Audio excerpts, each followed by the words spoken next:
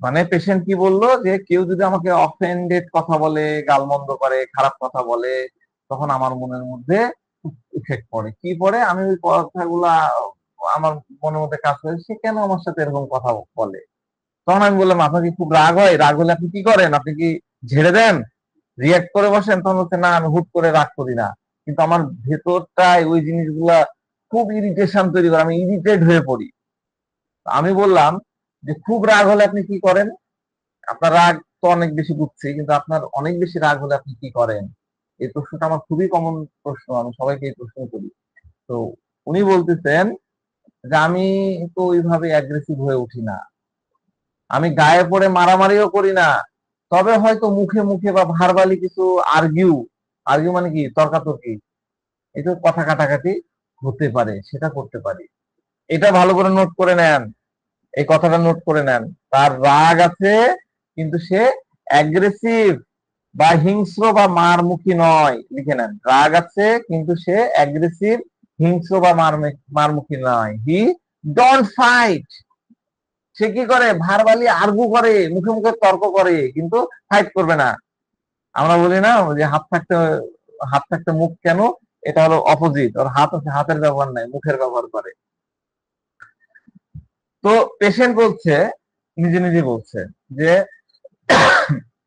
আমার মনে হয় আমি অন্যদের তুলনায় বা অন্যদের চেয়ে একটু কম চেয়ারফুল, আমি কম আনন্দে থাকি।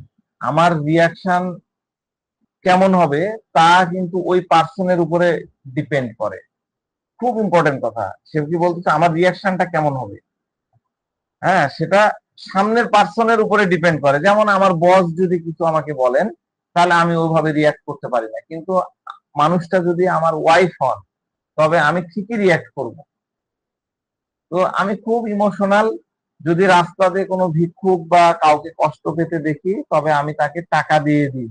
মাঝে মধ্যে আমি আমার বন্ধুদের তাদের প্রবলেমে এমন ভাবে হেল্প করি যাতে কেউ সেটার কথা জানতে না পারে।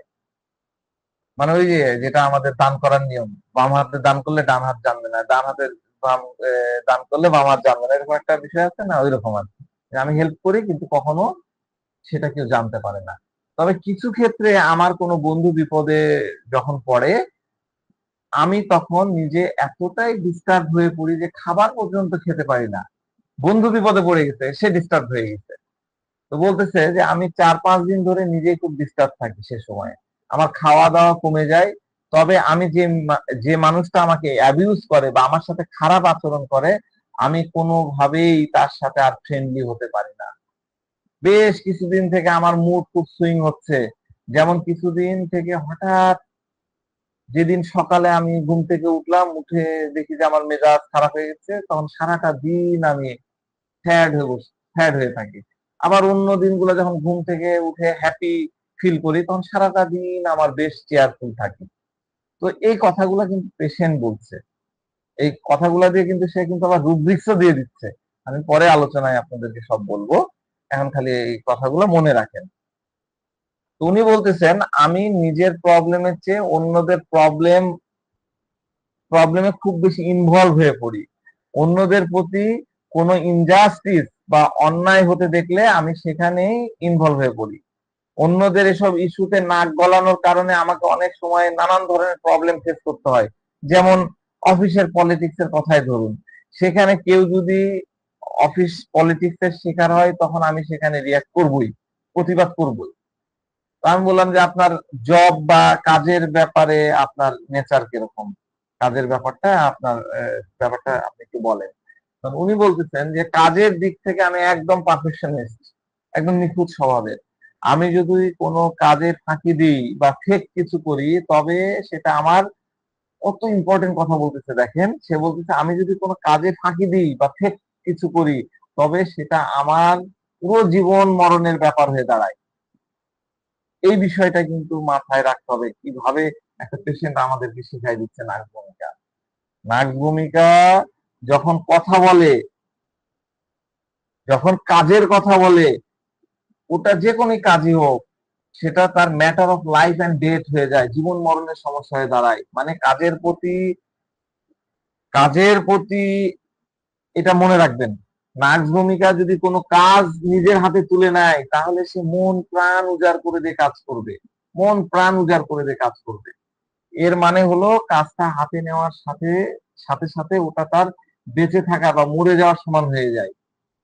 তো এটা এমন একটা জিনিস যা আমি এই পেশেন্ট থেকে শিখতে পারছি, এবং আমাকে পরবর্তীতে অনেক পেশেন্ট বুঝতে এই বিষয়টা হেল্প করেছে।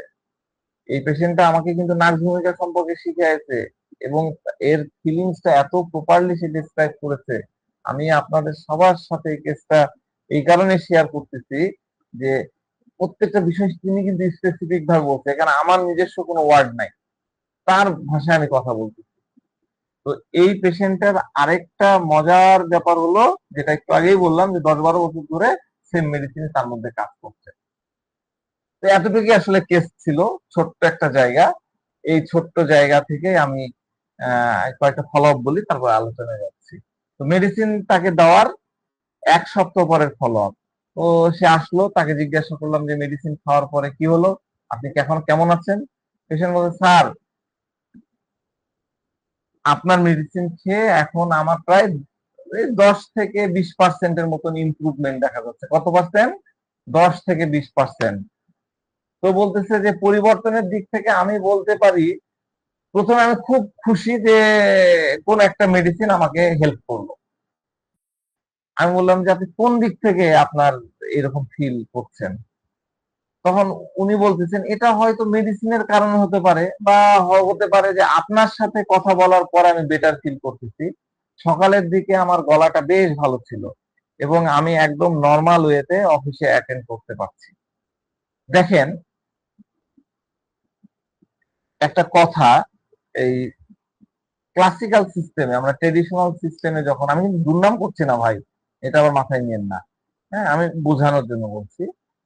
ধরেন যে আপনি ক্লাসিক্যালি একটা মেডিসিন দিয়ে দিলেন, জাস্টিসিয়া দিলেন বা রাস্টল যাই দেন, তার কাশিটা ঠিক হয়ে গেল, গলা ঠিক হয়ে গেল, ফ্যারিঞ্জাইটিসের প্রবলেম ঠিক হয়ে গেল, ফিভার ঠিক হয়ে গেল। আপনি আরেকটা রুগীকে জ্বরের জন্য আপনি অ্যাকোনাইট দিলেন, আর্জেন্টাম নাইটিকাম দিলেন, হ্যাঁ, অ্যাংজাইটির জন্য। সেই পেশেন্ট কিন্তু শুধু ওই মানে কি বলে সিমটোমেটিক যে রিলিফ, সেটা কিন্তু পেয়ে যাবে।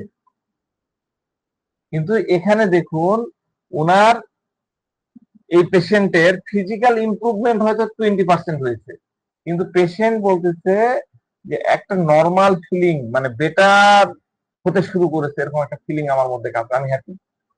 তো এই বিষয়টা থেকে আমরা এই দুইটা পার্টকে একসাথে কাভার করছি, যে ওনার অ্যাংজাইটি, ওনার দুশ্চিন্তা এবং ওনার ফিজিক্যাল সমস্যা, ভয়, এই সব কিছু কিন্তু একটা সিঙ্গেল মেডিসিনে কাজ করবে। আপনি যদি ওইরকম পার্শিয়াল ভাবে একটা অংশ নিয়ে দেন, কারণ এর আগে তো সে আর্জেন্টাইন নাইটিকাম খেয়েছে, তখন কিন্তু মনের মধ্যে সেই ফিলিংস গুলা কিন্তু আসেনি। তো যাক, পেশেন্ট বলছে ফলো আপে এসে যে আমার আরেকটা প্রবলেম আছে, সেদিন সেটার কথা বলা হয়নি। আমি যদি সকালে উঠে তৈলাক্ত কোনো খাবার খাই, ভাজি ভুজি খাই, তাহলে আমার কফ শুরু হয়ে যায়, আমার গা ঘাটা, বমি বমি ভাব হয়। এখন আমি বলতে পারি আপনার ওষুধ খাওয়ার পর থেকে এটারও উন্নতি হয়ে গেছে, এটারও 20% উন্নতি হয়ে গেছে।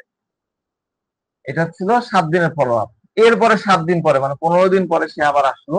তখন আমি বললাম যে আজকে কেমন আছেন? উনি বলতেছেন সব মিলায় ভালো ফিল করতেছি। আমি বললাম যে এর মধ্যে কি আপনি রাত্রে এসি বা ওই যে ফ্যান, এগুলা কি চালায় ঘুমানোর চেষ্টা করেছিলেন?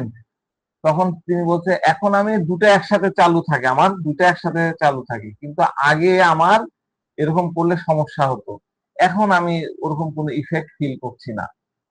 তো একটা জিনিস আহ যেটা আমাদের মাথায় আসে, মানে সেদিন আপনার হয়তো ভুলে যাননি যে সে ফ্যান বন্ধ রাখতো আর এসি কে 28 ডিগ্রিতে চালাতো। এখন এই মেডিসিনটা এটাতেও কাজ করছে, সে নর্মাল ওয়েতে এসি চালাচ্ছে, হ্যাঁ, এবং ফ্যানও চালাচ্ছে। মানে কি তার লাইফটা নর্মাল, ওটা কিন্তু অ্যাবনর্মাল ছিল না। এসি চালাচ্ছে 28-এ, তাহলে এসি চালানোর দরকার কি? ওটা তো অ্যাবনর্মাল একটা ইয়ে ছিল, সিচুয়েশন ছিল। এখন সে কিন্তু নর্মাল হয়ে গেল, তার নর্মাল লাইফে সে চলে আসলো। তার কোনো প্রবলেম থাকলে সেটাও কিন্তু সেটেল হয়ে গেল, সলিউশন হয়ে গেল। উনি বলতেছেন যে এখন এখন ধরেন যে 40% ঠিক আছে। এখন এমন নাই যে সে এসি বন্ধ করে বসে আছে, এসি বন্ধ করে বসে থাকা আর 40, ধরেন যে মানে আমি ভালো করে বুঝাই তাহলে আর বুঝতে পারবেন। সে সে যদি, না এর তো শারীরিক সমস্যা বলতেছে যে 20% উন্নতি হয়েছে, মানে কফটা তো উঠতেছে, কিন্তু সে ভালো আছে, সে ফ্যান চালাচ্ছে, এসি চালাচ্ছে। তো এসি যদি এরকম হতো সে এসি বন্ধ করে বসে আছে আর তার মনে করেন যে কাশির 50% 80% উন্নতি হয়ে গেছে, সেটাকে আমরা কিন্তু প্রপার কিওর কখনোই বলবো না। আমাদের সিস্টেমে আমরা কিন্তু কখনোই প্রপার কিওর বলবো না, ভালো করে বোঝেন। তার অসুস্থতা 20% ভালো হয়েছে, খুব ভালো করে বোঝেন, 20% অসুস্থতার কফ ওঠা 20% ভালো হয়েছে, কিন্তু সে মেন্টালি 20-40% ভালো, তাহলে আমরা এটাকে বেটার কিওর বলবো। কিন্তু দেখা যাচ্ছে তার কফ ভালো হয়ে গেছে 40%-60%, কিন্তু ওই এসি চালু করছে না, তার মানে মেন্টালি সে ভালো হয়নি, তাহলে এটাকে কখনোই প্রপার কিওর বলা যাবে না। যদি প্রপার কিওর হতো তাহলে আর্জেন্টাইন নাইটিকাম খেয়ে সে এসি চালাতো, বুঝতে পারছেন? তো ওষুধ দেওয়ার পরে তার মাইন্ড রিল্যাক্স রিল্যাক্স হবে। আমরা যদি সিনিলিমম করে মেডিসিন দিতে পারি তাহলে পেশেন্টের মাইন্ড রিল্যাক্স হবে, মন অনেক আরাম পাবে। তো যদি এসির ধরেন যে 28 ডিগ্রিতে কাজ না করে, তবে সে 26 সেট করবে, তাও যদি না হয় ফ্যানটাকে ধরেন যে 4-এ, যে প্রথমেই তো সে একদম ফুল স্পিডে ফ্যান হয়তো দেয়নি, 4-এ না দিয়ে সে হয়তো 1-এ বা 2-এ দিয়েছে, এইরকম এইভাবে ধীরে ধীরে কিন্তু তার প্রবলেম গুলা সেটেল হবে। প্রথমে হয়তো ঠান্ডা পানি হয়তো ওইভাবে খায়নি, গরম পানির সাথে ঠান্ডা মিশিয়ে খাইছে, তারপর হয়তো ধীরে ধীরে খাবে, এইভাবে আর কি মাইন্ডটা কাম ডাউন হয়। আপনারা মেডিসিন দিলে এরকম দেখতে পাবেন। এবং মন, তার যে উদাস হয়ে যাচ্ছিল, স্যাডনেস হয়ে যাচ্ছিল, কাশির জন্য তার মনের মধ্যে ভয় কাজ করছিল, সেটাও কিন্তু সে বলতেছিল যে আমার মনের মধ্যে ভয়টা নাই, এখন আমি ওই ভয়টার কাজ করছে না। তো আমি জিজ্ঞাসা করলাম যে এখন আপনার কাশি কেমন? তো বলছে কোয়াইট ওকে। প্রথম দিন যখন আপনার কাছে এসেছিলাম তখনই আপনাকে বলেছিলাম যে আমি যদি এসি বা ফ্যান একসাথে চালু রেখে ঘুমাই তবে সকালে উঠে আমার কফ শুরু হয়ে যাবে, আর কফ যদি ওঠা শুরু হয় তাহলে লাগাতার 15-20 মিনিট খালি উঠতেই থাকবে। তো আমি বললাম যে তাহলে মেডিসিন খাওয়ার পরে পরের রাত্রে এসি ফ্যান একসাথে চালু রেখেও আপনার আর কোনো প্রবলেম হচ্ছে না, তাই তো? তো বলছে হ্যাঁ, তারপর থেকে আমার এই ফ্যান এসি একসাথে চালু করে রাখলে আমার কোনো প্রবলেম হচ্ছে না। আমি বললাম যে আপনার মুডের কি কোনো পরিবর্তন পেয়েছেন? বলছে যে হ্যাঁ, পুরোপুরি এখন ঠিক আছে। বলে কেমন? বলছে যে এখন আমি অনেক কনফিডেন্স ফিল করতেছি, এমনকি ডিসিশন মেকিং ক্ষেত্রেও আমার বেশ ইমপ্রুভমেন্ট বোধ করতেছি। আমি বললাম যে আপনি কিভাবে বুঝতে পারছেন যে আপনার মুড ইমপ্রুভ হয়েছে, আপনি একটু বুঝিয়ে বলেন তো।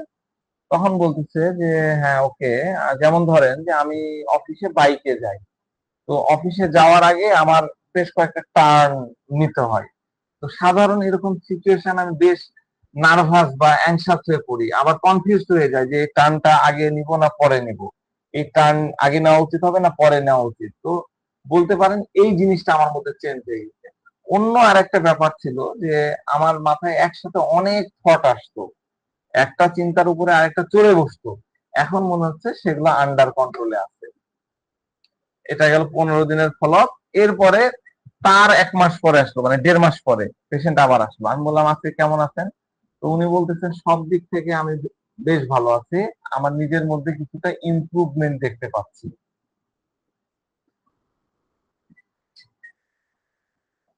তো আপনার মধ্যে আমি বললাম যে আপনার মধ্যে যে কোথাও একটা মানে কিছু ঘটতে যাচ্ছে, একটা ল্যাকিং বা এরকম একটা ফিলিং এর কথা বলেছেন, সেটার কি অবস্থা? তো বলতেছে যে আমার ফিউচার নিয়ে চিন্তা ভাবনা বা পরিকল্পনার ক্ষমতা, প্ল্যানিং করার ক্ষমতা আগের থেকে বেটার হয়েছে। সেদিন একটা ঘটনা ঘটেছিল যেটাতে আমি আমার টেম্পার হারায় ফেলি। এবং অন্যদের সাথে ফাইট শুরু করে দিয়েছিলাম। আগে আমি নিজে এই বিষয়গুলাতে গুটিয়ে রাখতাম, নিজেকে গুটায় রাখতাম, কিন্তু অনুভূতি ভেতরে চলতে থাকতো, কিন্তু আমি নিজেকে গুটায় রাখতাম, সেটা এখন অনেক কমে গেছে। আর মুড সুইং এর বিষয়টাতেও ইমপ্রুভ ফিল হয়েছে। তো পরের ফলো আপ তারও 2 মাস পরে আমি বললাম যে এখন কেমন আছেন? অনেক ভালো আছি। গত 1 মাস আপনি মেডিসিন খাচ্ছেন, এর মধ্যে কি আপনার কোনো সিগনিফিকেন্ট কিছু চেঞ্জ লক্ষ্য করছেন? তখন উনি বলতেছেন যে নার্ভাসনেস এর বিষয়টা অনেক উন্নতি হয়েছে। আমি বললাম যে আপনি বলছিলেন যে কাজ করার সময় যে একটা হারি মানে যে দ্রুত তাড়াহুড়া করার প্রবণতা ছিল, সেটার এখন কি অবস্থা? তখন বলছে সেটাও আন্ডার কন্ট্রোলে আছে। তো এটা ছিল ফলো আপ। তাহলে কেসটা কি ছিল? আমার কাছে আসার 4 বছর আগে তার এই আপার রেসপিরেটরি ট্র্যাকে ইনফেকশন ছিল, তার সাথে স্কিনে অ্যালার্জি ছিল। এরকম করে যদি ক্র্যাশ করতো তাহলে একদম লাল হয়ে যেত। সেগুলো ওষুধ খেয়ে ঠিক হয়ে গেল। রেস্টলেসনেস কমে গেল, হারিনেস কমে গেল। যা কিছু সে এখন বলে সবকিছু প্রপার বলে, ভেতরে কিছু রাখে না। ওই যে অফিসে একটা ইন্ডাস্ট্রি হচ্ছিল, সেখানে সে ফাইট করলো, তার মধ্যে অ্যাংজাইটিও কমে গেল। ঠিক আছে? তো এইটা ছিল কেস। আমি এখন এই কেসটা আপনাদের সাথে একটু করে অ্যানালাইসিস করি। বিস্তারিত আলোচনা তো করবোই। আমি প্রেজেন্টেশনটা একটু শেয়ার করছি।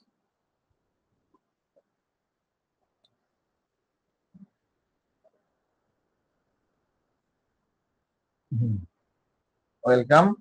তাহলে আমরা প্রথম যে রুব্রিক্সটা নিলাম, স্লাইডে আসি, লিখে নেন। কি নিলাম? হারি। হারি, প্রথম যেটা ইউজ করলাম হারি। এখন দেখেন এখানে অনেক মেডিসিন আছে। আমরা কেন্টের রেপার্টরিতে যদি যাই, কেন্টের রেপার্টরিতে 101টা মেডিসিন আছে। কেন্ট এডিশন 1916 এডিশনে। আর আমরা যদি ফুল সিনথেসিসে যাই তাহলে মেডিসিন কয়টা আছে জানেন? 241টা মেডিসিন রেপার্টরিতে গেলে আপনারা পাবেন। তো এই রুব্রিক্সটা নিলাম। এই রুব্রিক্সের মধ্যে অনেক মেডিসিন, কিন্তু আমার মাইন্ডে এই রুব্রিক্সটা তো আসে। কেন আসে? কারণ তার মধ্যে একটা হারি ভাব আছে, তাড়াহুড়া করে কাজ করতে হবে। কাজ করার সময় তার মধ্যে তাড়াহুড়া লেগে থাকে। কোথাও পৌঁছাতে গেলে একদম অন দা টাইম পৌঁছাতে হবে, না ভূমিকা অন দা টাইম তাকে পৌঁছাতে হবে। তো এত এত মেডিসিন আছে। আমি যদি শুধু কেন্টি চিন্তা করি, 101টা মেডিসিন আছে। এই 101টা মেডিসিনের মধ্যে আমরা কি করে ডিফারেন্সিয়েট করব? এই এত বড় রুব্রিক্স, পাগল হয়েছি যে এত বড় রুব্রিক্স কিভাবে করবো? ডিফারেন্সিয়েট কিন্তু ওইভাবে করা যাবে না। যাবে? আপনি এতগুলা করতে পারবেন? করতে পারবেন না। কিন্তু হ্যাঁ, আমাদের কাছে এটা দেখার বিষয় যে এই হাড়ির মধ্যে নাক ভূমিকা আছে কিনা। দেখেন নাক ভূমিকা আছে কিনা, দেখা যাচ্ছে? বুঝে পেয়েছেন নাক ভূমিকা? এই দেখেন, সেকেন্ড গ্রেড আছে, আমি ব্লক করে দিয়েছি। তো এই যে নাক ভূমিকা মেডিসিনটা এখানে আছে, তার মানে এই রোগ বিস্তারিত আমার কোনো বাধা নাই, মেডিসিন যেহেতু আছে। তো আমি আপনাদেরকে দেখায় দিলাম। তাহলে গেল। আচ্ছা যাক, আমরা নেক্সট স্লাইডে যাই। আমরা কিন্তু এই রুব্রিক্সটা নিইনি, আপনাদেরকে শেখানোর জন্য বললাম। আমরা নিয়েছিলাম এই রুব্রিক্সটা, দেখতে পাচ্ছেন? হারি, অলওয়ে ইন, অলওয়েজ, ইনে অলওয়েজ, হারি ইনে অলওয়েজ। এইখানে কয়টা মেডিসিন আছে? মাত্র 5টা মেডিসিন আছে। দেখেন 5টা মেডিসিন আছে। 5টা মেডিসিন না, 5টা আছে। তাহলে প্রথম রুব্রিক্সে 101টা মেডিসিন, প্রথম রুব্রিক্সে 101টা মেডিসিন ছিল। কিন্তু এই যখন হাড়ির এই রুব্রিক্সটাকে বলা হয় সাব রুব্রিক্স, হাড়ির নিচের রুব্রিক্স। আমি রেপার্টরি থাকে, আপনাদের এখন দেখাতে যাচ্ছি না, সময় নাই। আপনি যদি হাড়ির নিচের রুব্রিক্সে যান, সাব রুব্রিক্সে যান, তাহলে আপনি 5টা মেডিসিন পাচ্ছেন। এর মানে হলো নাক ভূমিকা যখন আপনি ওই 101টি মেডিসিনের মধ্যে দেখবেন, তখন অতটা প্রিডমিনেন্ট মনে হবে না। কিন্তু দেখেন এখানে যখন আমরা পার্টিকুলার একটা ওয়ার্ড হাড়ির পরে ইউজ করলাম, অলওয়েজ, অলওয়েজ ওয়ার্ডটা অ্যাড করে দিলাম, তখন আমাদের কয়টা মেডিসিন আসলো? 5টা। বাকিগুলো এলিমিনেট, 96টা মেডিসিন এলিমিনেট হয়ে গেল। তো এই হলো বিষয়। ওনার ক্ষেত্রে অলওয়েজ ইন হারি এটা একদম পারফেক্ট। তো আমরা সাধারণত হয় কি এরকম ক্ষেত্রগুলোতে আমরা চট করে কিছু চিন্তা না করে carried desire to be carried fast, ওই যে র্যাপিডলি, হ্যাঁ, এগুলা এই টাইপের যে রুব্রিক্স গুলা আছে খুব জলদি এগুলো নিয়ে নিই, একদম জলদি তাড়াতাড়ি পটাপট নিয়ে নিই। আমরা যারা রুব্রিক্স দিয়ে প্রেসক্রিপশন করতে পছন্দ করি, আমাদের সেকেন্ড লাগে না নিতে। কিন্তু হাড়ি শব্দটার কথাটা আমরা কিন্তু একদমই ভুলে যাই, এটাও যে একটা রুব্রিক্স এটাও আমাদের মাথায় আসে না। তো হাড়ির সাথে আরেকটা রুব্রিক্স আসে, সেটা হলো ইমপেশেন্ট। ইমপেশেন্ট, এই ইমপেশেন্ট আর হাড়ির মধ্যে কিন্তু ডিফারেন্স আছে। হোয়াট ইজ ইমপেশেন্ট আর হোয়াট ইজ হাড়ি? আপনারা বলবেন যে এই দুটোকে আমরা কিভাবে আলাদা করব? একজন পেশেন্ট কিভাবে বুঝবে যে সে, মানে পেশেন্ট দেখতে যে আপনি কিভাবে বুঝবেন যে সে হাড়ির হচ্ছে নাকি সে ইমপেশেন্ট হচ্ছে? এটা তাহলে শিখতে হবে। তো ইমপেশেন্ট সেই পেশেন্ট, তার যে জিনিসের চাহিদা থাকে বা ডিমান্ড থাকে, একটা পেশেন্টের যে চাহিদা বা ডিমান্ড আছে দ্রুত তাকে সেটা ফুলফিল করতে হবে। ধরেন ওনার হঠাৎ করে একটা অ্যাকুইট অ্যাটাক হয়ে গেল, যে কোনো একটা রোগ হয়ে গেল অ্যাকুইট, তখন সে এই অ্যাকুইট অ্যাটাকে ওনার মনে হবে যে যে কোনো উপায়ে হোক, যে কোনো কিছু করেই হোক আমি যেন ওষুধ পেয়ে যাই।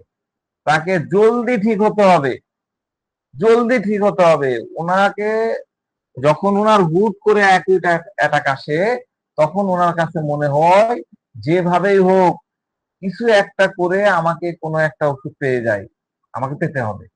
তখন সে বলবে আমাকে জলদি হসপিটালে নিয়ে চলো, আমাকে তাড়াতাড়ি ডাক্তার দেখাও, আমাকে যে কোনো জায়গায় হোক আমাকে নিয়ে চলো। হ্যাঁ, এটা হলো ইমপেশেন্ট। যে কোনো উপায়ে এখান থেকে বের করো, যে কোনো উপায়ে এখান থেকে বের করো, এটা হলো ইমপেশেন্ট। আর হারি মানে হলো সে সামনে পেছনে কিছু দেখতেছে না।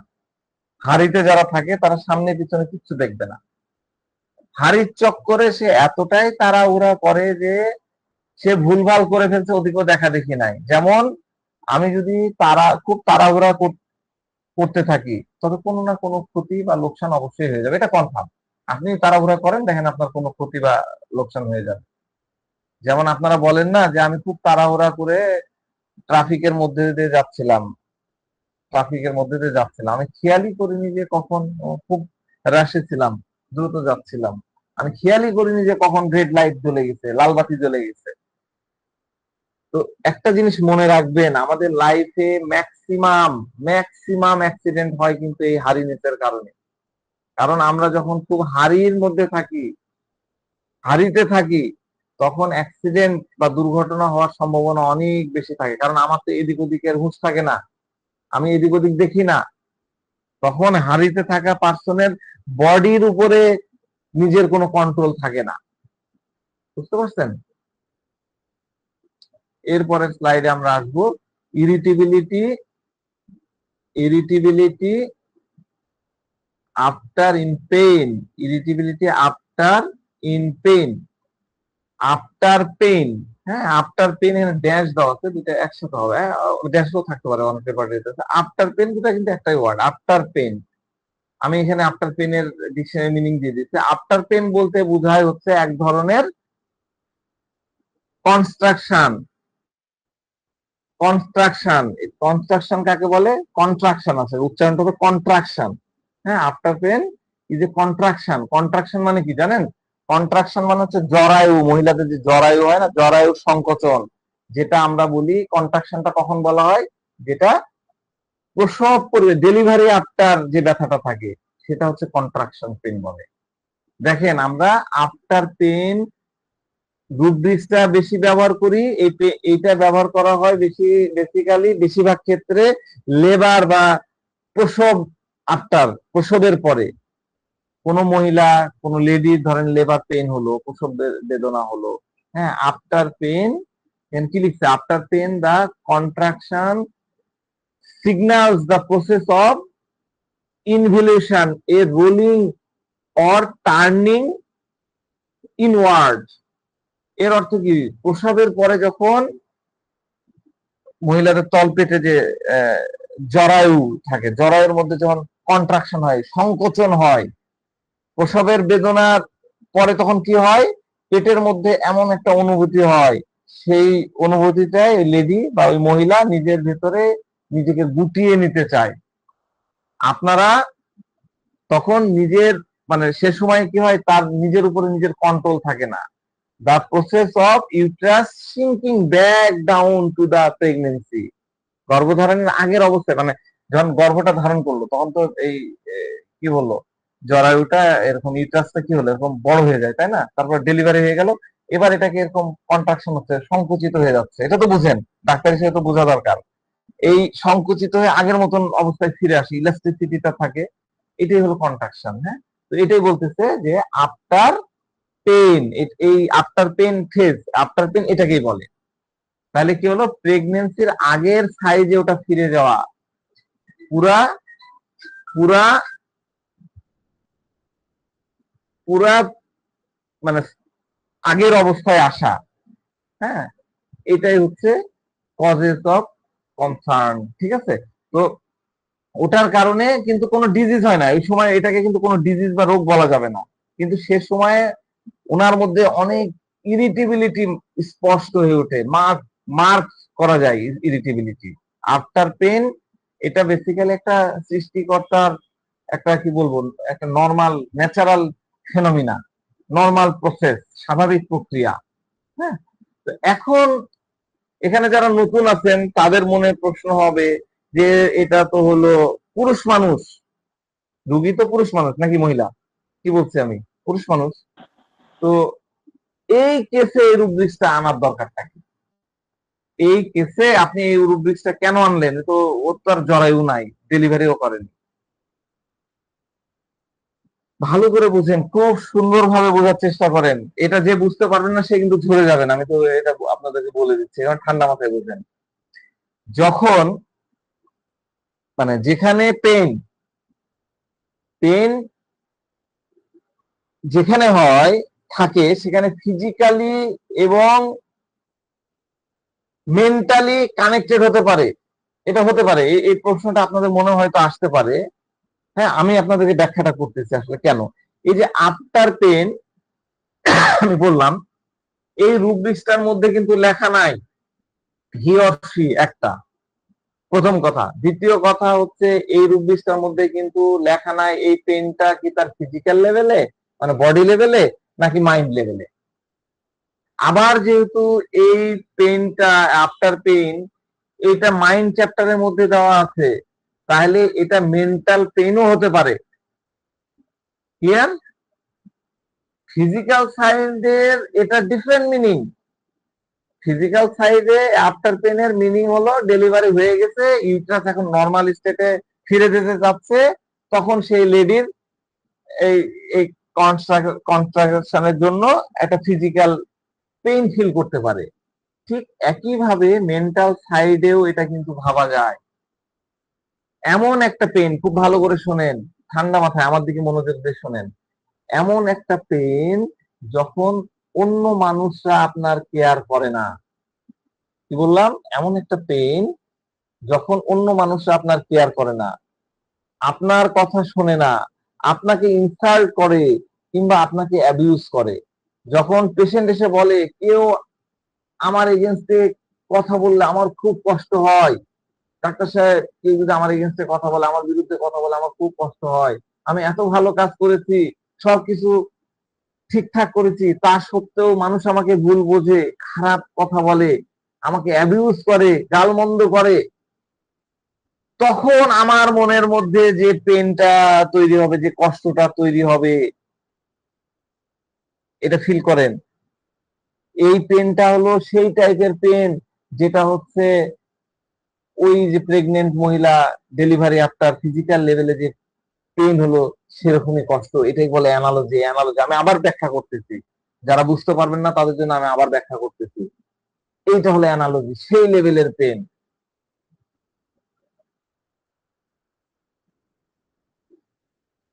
ইরিটেবিলিটি ইরিটেবিলিটি ডিউরিং বা আফটার পেন। হ্যাঁ, এটা আছে হচ্ছে আপনার উপরেরটা আছে হচ্ছে সিনথেসিস রেপার্টরিতে, ইরিটেবিলিটি আফটার পেন উইথ, এটা আছে হচ্ছে কমপ্লিট রেপার্টরিতে। হ্যাঁ, দুটো রেপার্টরি আমরা ইউজ করি, কিন্তু সোর্স হলো নারের রেপার্টরি। নারের রেপার্টরিতে যেটা দেওয়া আছে আগের স্লাইডে সেটা। হ্যাঁ, তো আপনারা দেখেন রুব্রিক্সটা হলো আগেরটা কি ছিল, ইরিটেবিলিটি, আপনি সবই একই, কিন্তু ইরিটেবিলিটি আফটার পেন ইন বা পেন ডিউরিং বা পেন উইথ একই।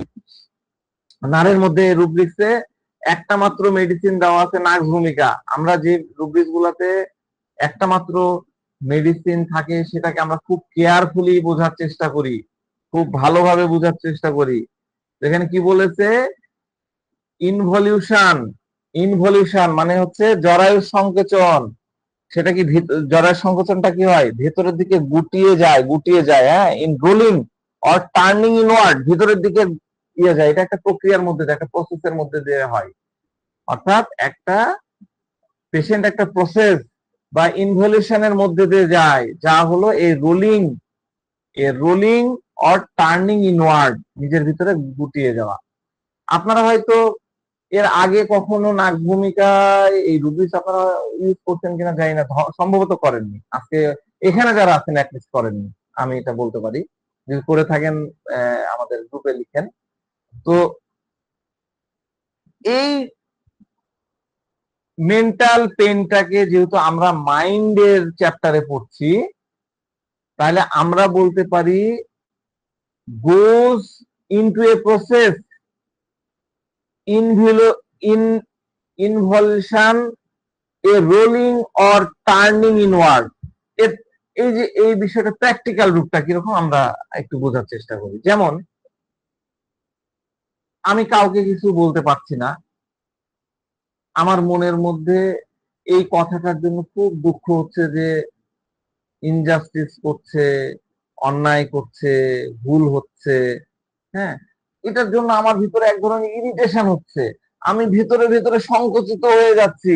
In a rolling or turn inward, ভিতরে ভিতরে সংকুচিত হয়ে যাচ্ছি, নিজেকে গুটিয়ে নিচ্ছি। মানে আমি মনে মনে আমার যে ভিতরের কষ্টের কথাটা আমি কাউকে মুখ ফুটিয়ে বলতে পারছি না। আমি কি সিচুয়েশনটা বুঝাতে পারছি? আমার মনে হয় যে আপনারা নিশ্চয়ই এই রুব্রিক্সটা বুঝতে পারছেন, কারণ রুব্রিক্সটা বোঝার জন্য আমাকে বেশ সময় দিতে হয়েছিল। তখন স্টাডি করার সময় আমি শুরুর দিকে এই রুব্রিক্স ওইভাবে লাগাতে পারিনি, ভাবতে পারিনি, খালি পড়ে গেছি। হ্যাঁ, আমরা শুরুতে কি করতাম, দুই চারটা রুব্রিক্স মিলায় নাক ভূমিকা দিয়ে দিতাম, কিন্তু এই কথাটা তখন মাথায় আসতো না যে নাক ভূমিকা, ভালো করে এই লাইনটা লিখে নেন, নাক ভূমিকার যখন কোনো কারণে প্রবলেম হয়, কোনো পেনকে, পড়বি পড়ে ঝট করে এক কথা বারবার বলতে জোরে জোরে হ্যালো, পড়বি একটু পর।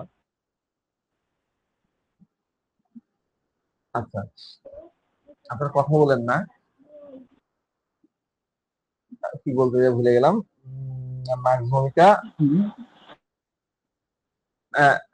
নাক ভূমিকার ধরেন যে কোনো কারণে কোনো প্রবলেম হলো, এই পেনটাকে কেন মেন্টাল পেনের মধ্যে রাখা হলো? পেন তো পেনই, কিন্তু আফটার পেন বলতে হবে লিভার পেনকে বোঝায়।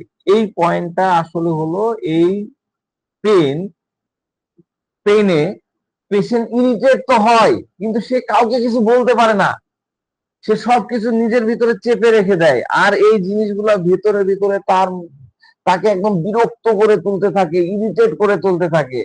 এইটা হলো নার্স ভূমিকার একদম ডিপার লেভেলের ফিলিং, ভেতরের ফিলিং। ঠিক আছে, একদম ডিপার লেভেলের ফিলিং। এই নার্স ভূমিকার এই ডিপ মিনিংটা আপনাদেরকে বুঝতে হবে। এটা রুব্রিক্সটা দিয়েছে নারের রেপার্টরি থেকে আসছে, নার দিয়েছে, তার মানে এটা অনেক ভ্যালুয়েবল একটা জিনিস। এটাতে নার্স ভূমিকার ক্যারেক্টার ফুটে ওঠে।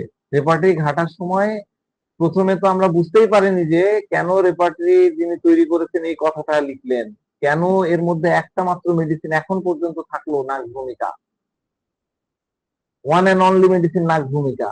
অনেক কিছু শেখার পরে, অনেক জানার পরে, অনেক স্টাডি করার পরে, অনেকগুলা মেন্টাল স্টেট বোঝার পরে, অনেক পেশেন্টের বিহেভিয়ার গভীরভাবে অ্যানালাইসিস করার পরে যখন আমরা এটার মধ্যে যে একটু আগে বলতেছিলাম শুরুতেই একটার সাথে একটা লিঙ্ক করতে হয়, তখন ভেতরে এই ফিলিংসটা আসলো যে তাই তো, এটা তো এরকম।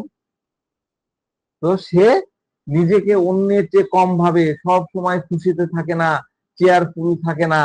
লাগাতার স্টাডি করার পরে এই জিনিসগুলো মাথার মধ্যে আসছে যে নার্স ভূমিকার এটা একটা পারফেক্ট রূপ দিক, নার্স ভূমিকার প্রায় কেসে এটা ফিট করা যায়।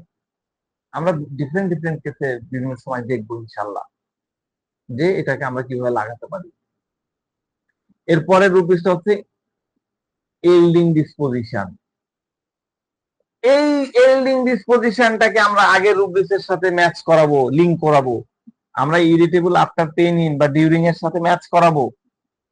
যখন ব্যক্তি এল্ড হয়, ভালো করে বোঝেন, যখন ব্যক্তি এল্ড হয় তখন সে সেটাকে রোল ব্যাক করে, গুটিয়ে নেওয়া বলা যায়। এল্ড করলাম মানে রোল ব্যাক করা, গুটিয়ে নেওয়া, এটাও কিন্তু এল্ডিং এর একটা অর্থ। আপনারা চাইলে এটা লিখতে পারেন, লিখে নিতে পারেন, রোল ব্যাক করা, এল্ডিং ইকুয়াল টু রোল ব্যাক করা। মানে ঠিক আছে, তুমিও ঠিক আমিও ঠিক। এখন ঝগড়া বিবাদ করে, লড়াই ফ্যাসাদ করে কি লাভ, কি ফায়দা? এখন যখন সামনের মানুষটা ওনার কথা মানছে না, তখন সে ইরিটেট হচ্ছে, কেন সে মানতেছে না। এখন দেখুন নাক ভূমিকা কিভাবে এল্ডিং করে। নাক ভূমিকা কিভাবে এল্ডিং করে, সে কি আর্গু করবে, তর্ক করবে? না। তর্ক করবে, তর্ক করবে। নাক ভূমিকা কিন্তু তর্ক করবে, আর্গু করবে, সে অবশ্যই করবে। নাক ভূমিকা প্রচুর আর্গু করে, কিন্তু যখন সে দেখে যে ওনার আর্গুমেন্টে কোনো ফায়দা হচ্ছে না, তখন সে নিজেকে রোল ব্যাক করে নেয়, অর্থাৎ গুটিয়ে নেয়। তাহলে আমরা কি শিখলাম? আফটার পেন, আফটার পেন মানে কি? নিজেকে রোল ব্যাক করে নিয়ে সেই পেনটাকে বা কষ্টটাকে ফিল করা। সুতরাং সে ইল্ডিং ওয়ালা পেশেন্ট, এই ধরনের ইল্ডিং মেনে নেওয়ার স্বভাবের পেশেন্টের আর নাক ভূমিকা। ঠিক আছে, এরপরে স্লাইডে চলে যাই। এরপরে হচ্ছে কেয়ারফুলনেস। কেয়ারফুল মানে কি? পেশেন্টের কেয়ারফুলনেসের এক্সাম্পলটা দেখেন। সে এসি চালাচ্ছে, এসি বন্ধ করেনি, গরম, রাজশাহীতে তো গরম জানেনি। সে এসিতে 28 ডিগ্রি সেট করে রেখেছে। এই বিহেভিয়ারটাই হলো কেয়ারফুল। সে কশাস হবে কি হবে না সেটা পরের কথা, কিন্তু সে কেয়ারফুল, এটা স্পষ্ট। সে ঠান্ডা পানি বন্ধ করে দেবে, সেটা কিন্তু আলাদা। ঠান্ডা পানি খাওয়া বন্ধ করে দিবে, সেটা আলাদা স্টেপ। কিন্তু পেশেন্ট যখন বলছে যে আমি এসি চালাচ্ছি ঠিকই, কিন্তু আমি 28 ডিগ্রিতে রাখতেছি, তখন একজন ডাক্তার হিসাবে আমাদের মাইন্ডে এটা খটকা খায়, আরে ভাই 28 ডিগ্রিতে এসি চালানো কেন? ফ্যান চালাই নিলেই তো হয়। 28 ডিগ্রিতে এসির কি কাজ? মারাত্মক গরমের মধ্যে আপনি এসি চালাচ্ছেন। রাজশাহীর ওয়েদার কত থাকে? ইন জেনারেল 35 থেকে 40-এর মধ্যে থাকে গ্রীষ্মকালে, তাই না, সামারে। আর আপনি ঘরের মধ্যে 28 ডিগ্রি এসি চালাচ্ছেন, এর লজিকটা কি? এটাই হলো কেয়ারফুলনেস। ঠিক আছে, এই যে একটা ব্যালেন্স রাখার চেষ্টা, এটাই হলো নাক ভূমিকার কেয়ারফুলনেস। ব্যালেন্স করে রাখার চেষ্টা করতেছে, এটা হলো নাক ভূমিকার কেয়ারফুলনেস। এই কেয়ারফুল রুব্রিক্স এর মধ্যে আমাদের এখানে মনে 25টা মেডিসিন আছে, কেন্টে আছে হচ্ছে 11টা মেডিসিন। তো এই 11টা মেডিসিনের প্রত্যেকের নিজস্ব কেয়ারফুলনেস এর স্টাইলটা আলাদা। কোনো মেডিসিন হয়তো কোনো কিছু টাচ করবে না, কোনো মেডিসিন হয়তো অর্ধেক কাজ করে রেখে দিবে, পুরো লোড নিবে না। আবার দেখা যাচ্ছে যে এক একজনের মেন্টাল ইমপ্রেশন আলাদা আলাদা, কিন্তু বেসিক কেয়ারফুলনেসটা কিন্তু সেম। কেউ 26 ডিগ্রিতে এসি চালাবে, কেউ 27, কেউ 25, কেউ 28। হ্যাঁ, কেউ হয়তো এসি চালায় কেয়ারফুলনেস এর কারণে গায়ে চাদর মুড়ায় রাখবে, কেউ হয়তো মাফলার দিয়ে কান পেঁচায় রাখবে বা গামছা পেঁচায় রাখবে। এক একজন এক এক ডিফারেন্ট ডিফারেন্ট ওয়েতে কেয়ারফুল হয়ে থাকে। আমি আপনাদেরকে এগুলো অনেক আগে পড়াইছিলাম, তারপরে একটু বলে নিলাম। এরপরে রুব্রিক্সে আমরা চলে আসি। পরেরটা হলো ডেলুশন ফর হিট। এটা আরেকটা রুব্রিক্স, ডেলুশন ফর হিট। সে অন্যদের মতন চেয়ারফুল হতে পারে না, বললো চেয়ারফুল হতে পারে না। মানে ওনার মনের মধ্যে এক ধরনের কমতি রয়েছে, আমি অন্যের মতো হ্যাপি হতে পারি না, অন্যের মতো খুশি থাকতে পারি না, এটা হলো ডেলিউশন 4। পরের স্লাইড, জেনারাস 2। ঠিক আছে, জেনারাস 2 আপনারা এখন হয়তো, জেনারাস 2 তো মেলাবার পড়াইছি, আপনারা হয়তো ভাবতেছেন যে সে তো অন্যদের হেল্প করে, গরিব দেখলে সাহায্য করে, তো এটাকে কেয়ারিং নেওয়া উচিত ছিল, বা anxiety other of about careful other about, হ্যাঁ, এই টাইপের যে রুব্রিক্স গুলো আছে সেগুলোর মধ্যে পড়া উচিত ছিল। তো এই ভাবার কারণে আমরা কিন্তু জেনারেস রুব্রিক্সটা আমরা ভুলে যাই। আমি 2-3 বার পড়াইছি আপনাদেরকে, তারপরেও দেখা যাচ্ছে যে অনেকে হয়তো এই রুব্রিক্সটা ইউজই করতে পারেন না। তো জেনারেস হওয়ার অর্থ হলো কি, ভালো করে বুঝেন, জেনারেস হওয়ার অর্থ হলো আমার কাছে 100 টাকা আছে, আমার কাছে 100 টাকা যদি থাকে তাহলে আমি ওখান থেকে 10 টাকা দিয়ে দিব। বুঝতে পারছেন? জেনারেস মানে কি, আমার কাছে 100 টাকা আছে, আমি আপনাকে 10 টাকা দিয়ে দিব। আর কেয়ারিং এর মধ্যে কি থাকে, কেয়ারের মধ্যে থাকে আমার কাছে যদি 100 টাকা থাকে তবে আমি 95 টাকায় দিয়ে দিব। This is the difference between care and generous nature. তাহলে জেনারেসের স্বভাব কেমন হবে? ধরেন বাইরে কেউ আসছে, সে একটু চাল চাচ্ছে, হ্যাঁ, আমি কি তাকে 1 বস্তা চাল দিব? ফকির আসছে 1 বস্তা চাল দিব না, একটা বোল বা একটা বাটি চাল নিয়ে যায়, আমরা তো দিয়ে এরকম কোটা, 1 কোটা চাল নিয়ে যায় আমরা দিয়ে দিই, আমরা ছোটবেলায় দিতাম 1 কোটা করে চাল দিয়ে দিতাম। তো এটা হলো মানে যদি আপনি পুরা বস্তা চাল দিয়ে দেন, 1 প্যাকেট আটা আছে পুরাটাই দিয়ে দিলেন, এটা হবে কেয়ারিং অ্যাটিটিউড। কিন্তু সে যদি চিন্তা করে যে এই অল্প 1 পট চাল আমি দিয়ে দিলাম, এটা হবে জেনারাস। হ্যাঁ, মানে জেনারাস মানে হচ্ছে যার যতটুক দরকার ততটুক হেল্প করে দাও, কোনো অতিরিক্ত ওভার হেল্পিং বাড়াবাড়ির দরকার নাই। বুঝতে পারছেন? তো এই রুব্রিক্স এর মধ্যে আমরা 4টা মেডিসিন দেখতে পাচ্ছি। হ্যাঁ, 4টার মধ্যে আহ প্রথমটা তো জানি না, পরের 3টা জানি ভালো। তো এইখানে যদি আপনারা দেখেন, স্ট্যাফিসিক্রিয়াকে দেখতে পাচ্ছি, হ্যাঁ, আবার ওপিয়াম আছে, নাক্সভূমিকা তো আছে। তো আপনারা এগুলাকে কিন্তু খুব সহজেই ডিফারেন্সিয়েট করতে পারবেন। যেমন ধরেন যে নাক্সভূমিকা আর স্ট্যাফিসিক্রিয়া দুইটাই কিন্তু ইনজাস্টিস ক্যান নট সাপোর্ট রুব্রিক্সের মধ্যে আছে। ইনজাস্টিস ক্যান নট সাপোর্টে আপনারা নাক্স এবং স্ট্যাফিসিক্রিয়া পাবেন, সেখানে কিন্তু ইয়ে নাই, ওপিয়াম নাই। সেখান যেখান থেকে আপনি বের করতে পারবেন যে জেনারাস এরা কেন হতে চায় আর কেন হতে চায় না। ওপিয়াম এর মধ্যে কি থাকে, ফেয়ার অফ এক্সট্রাভ্যাগেন্স, সে বেশি দেয় না, বেশি কিছু করতে ভয় পায়, এতটুকুই দিয়ে দেয়, যেটুকু দরকার সেটুকুই দিয়ে দেয়। ওনার মনের মধ্যে মনে হয় যে বেশি দিলে আমি নিজে কি করব। তো জেনারেসিটির মধ্যে এক একজন কিন্তু এক এক ভাবে ঢুকে গেছে। এরপরের ইয়েটা হলো ফাস্টিডিয়াস। এখানে অনেক কম রুব্রিক্স আছে, এই মেডিসিন আছে। ফাস্টিডিয়াসে বেসিক্যালি ফুল সিনথেসিসে অনেক মেডিসিন, কিন্তু আপনারা যদি কেন্টে দেখেন তাহলে এই অল্প কয়েকটা মেডিসিন, 1 2 3 4 5 6 7 8 9 10 11 12 13 14 15টা মেডিসিন। হ্যাঁ, ফাস্টিডিয়াস তো আমরা জানি। ফাস্টিডিয়াস কি, কিভাবে সে ফাস্টিডিয়াস? এই পার্সন, সে যে কাজই নিক না কেন একদম প্রপারলি করতে চায়, পারফেক্টলি করতে চায়, কাজ যেন ভালো হয়। হ্যাঁ, তো এর মধ্যে অনেকগুলো ওয়ে বা পদ্ধতি আছে। ফাস্টিডিয়াস কিভাবে কাজ করে আমি আবার পরে বুঝাই বলবো, নাগভূমিকারও ফাস্টিডিয়াস আলোচনা করবো, আজকে অল্প করে রাখতেছি। পরের স্লাইডে যাই। পরের স্লাইড হচ্ছে আর্ডেন্ট। আর্ডেন্ট তো আছেই, আমরা দেখলাম ওই যে বসের বিষয়টা নিয়ে কথা বললো। তো ওনার কাজের প্রতিও কিন্তু এই আর্ডেন্ট, প্যাশনেট, আমাদের একটা প্যাশনেট, আর্ডেন্ট ব্র্যাকেটে দেওয়া আছে ইকুয়াল টু প্যাশনেট, প্রবল ভাব, আগ্রহ, এই বিষয়টা কিন্তু আছে। তো যাক, আমরা যদি পুরোপুরি রুব্রিক গুলাকে সাজাই, অনেকগুলো রুব্রিক বাদ দিয়েছি। তো এখানে দেখেন, নাক, সাইলেশিয়া, সিপিয়া, পালসিটিলা, হ্যাঁ, পালসিটিলা ইয়ে আছে। তো সবগুলা রুব্রিক কিন্তু কাজ করেছে নাক্স ভূমিকা, তাই না? আমরা কিন্তু দেখেন পালসিটিলার যদি চিন্তা করি, হাড়ি, ইমপেশেন্ট, এলডিং, কেয়ারফুল, এগুলোর মধ্যে কিন্তু পালসিটিরা আছে। আবার সাইলেশিয়াও কিন্তু আছে। এই যে চার্ট দিয়েছে, চার্টটা দেখেন, কিছু কিছু মেডিসিন খুব কাছাকাছি চলে আসে, কিন্তু কাছাকাছি আসার পরেও আমরা পারফেক্টলি যদি একটু ভাবি, তাহলে এটা হলো নাক্স ভূমিকা। হ্যাঁ, নাক্স ভূমিকার পেশেন্ট, এটা ডেফিনেটলি আরো অনেকগুলো রুব্রিক্স পাওয়া যায়, প্রায় 14-15টা স্টেটমেন্টে, না প্রত্যেকটা নাক্স ভূমিকা। আপনি 15টা নিলে দেখবেন যে আশেপাশে অন্য মেডিসিন গুলা নাই।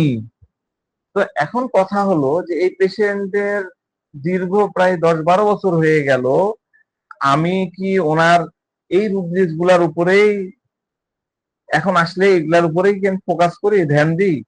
না, আমি কিন্তু মনোযোগ এদিকে দিই না, আমি ফোকাস করি না। আমার হিসাবে নাক ভূমিকা পেশেন্ট সে ছিল এবং নাক ভূমিকা সে থাকবে। এটাও কিন্তু আপনাদের জন্য একটা লার্নিং। আমি ওনার ক্ষেত্রে আলাদা আলাদা রুব্রিক্স চেক করি না, আমি বারবার রুব্রিক্স মেলাতে যাই না যে তুমি কশাস নাকি তুমি কেয়ারফুল। হ্যাঁ, আমি জাস্ট সে যে সিমটম গুলা দেয়, স্যার আমার জ্বর হয়েছে, কাশি হয়েছে, কদিন আমি এলোপ্যাথি ওষুধ খাইছি, এখন আমাকে মেডিসিন পাঠায় দেন, আমি 2-4টা কথা শুনে আমি দেখি যে হ্যাঁ মিলে গেছে, আমি মেডিসিন পাঠায় দিই। আমার কিন্তু ওই নতুন করে আর কেস টেকিং করা লাগে না, দ্বিতীয়বার আমি আর করিও নি। আমি দেখি যে মিলেই যায়। আমি দ্বিতীয়বার বলি না যে আপনি কে জেনারাস নাকি অর্ডেন। হ্যাঁ, আমি মেডিসিন দিই এবং সে ওইভাবে ভালো হয়ে যাচ্ছে এবং মিরাকেলাস রেজাল্ট তার কাছে আমি পাই। তো এখন আপনারা ভাবতে পারেন যে পেশেন্টকে এত নাক ভূমিকা খাওয়ানো হলো, তাহলে পেশেন্ট পার্মানেন্টলি কিওর হয়ে যাচ্ছে না কেন, অমর হয়ে যাচ্ছে না কেন? তো দেখেন, অমর কেউ হতে পারে না।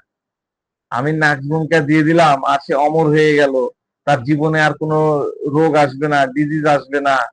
হ্যাঁ, উনি কিওর হয়ে থাকবে একদম, মানে বালা মুসিবত ছাড়া থাকবে, এটা হতে পারে না। বিধাতা আমাদেরকে সৃষ্টি করে পাঠাইছেন এগুলা দিয়েই, আপনাকে হতেই হবে।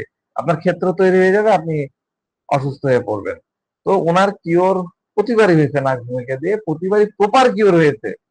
কিন্তু সে যে প্রবলেমের জন্য আসছে সেটা বারবারই মিরাকুলাস ভাবে কিওর হয়ে গেছে। হ্যাঁ, তুমি বারবারই আসে নতুন নতুন প্রবলেম নিয়ে। হ্যাঁ, আবার মাঝে মধ্যে দেখা গেছে যে 1 বছর 2 বছর তার কোনো খবরই নাই, এমন তো ভুলেই গেছে, আবার হঠাৎ করে চলে আসছে। তো এইরকম আর কি আহ, আহ, ইয়ে চলতেই থাকে। তো যাক, আমি আপনাদের সাথে কেস শেয়ার করলাম, অল্প করে অ্যানালাইসিস করলাম। আমি আরো 1-2টা কেস শেয়ার করব, তারপরে নাকভূমিকা নিয়ে একটা সুন্দর আলোচনা আছে, অনেক বড় আলোচনা, এটাও অনেক বড় ক্লাস হবে। আপনারা লেগে থাকবেন, সাথে সাথে স্টাডি গুলা সেরে ফেলবেন। হ্যাঁ।